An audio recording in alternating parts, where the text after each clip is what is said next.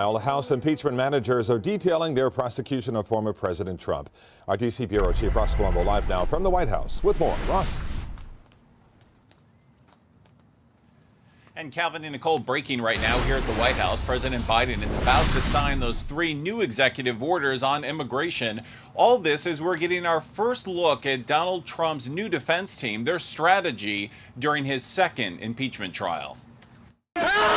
Nearly a month now since the deadly Capitol riots at the hands of Donald Trump supporters. If you don't fight like hell, you're not going to have a country anymore. Supporters that Trump himself sent. We're going to walk down to the Capitol. And now, laid upon the table. After impeaching him, the House detailing its prosecution, writing in its first filing, it is impossible to imagine the events of January 6 occurring without President Trump creating a powder keg, striking a match, and then seeking personal advantage from the ensuing havoc. In a 14-page memo, Trump's attorneys also outlining his defense, claiming the article of impeachment violates the 45th president's right to free speech, adding he holds no public office from which he can be removed, and asking the Senate to dismiss Article 1, incitement of insurrection, as moot. I thought I was going to die. All of this as Alexandria Ocasio-Cortez is for the first time speaking of how she hid from rioters behind a bathroom door. I have never been quieter in my entire life. I felt that if this was the journey that my life was taking, that I felt that things were going to be okay. And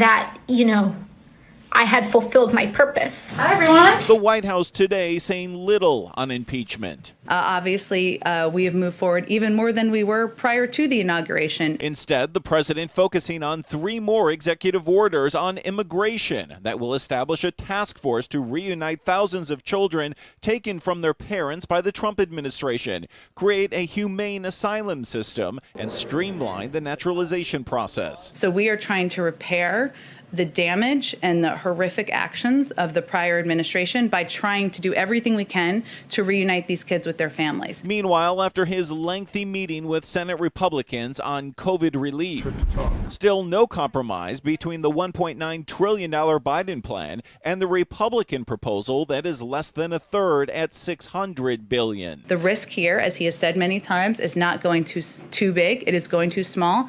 That continues to be his belief. The White House also watching the situation in Sunrise closely. President Biden was briefed this morning by Homeland Security Advisor Liz Sherwood Randall. This is obviously a terrible tragedy. I expect you'll hear more from the president later this afternoon.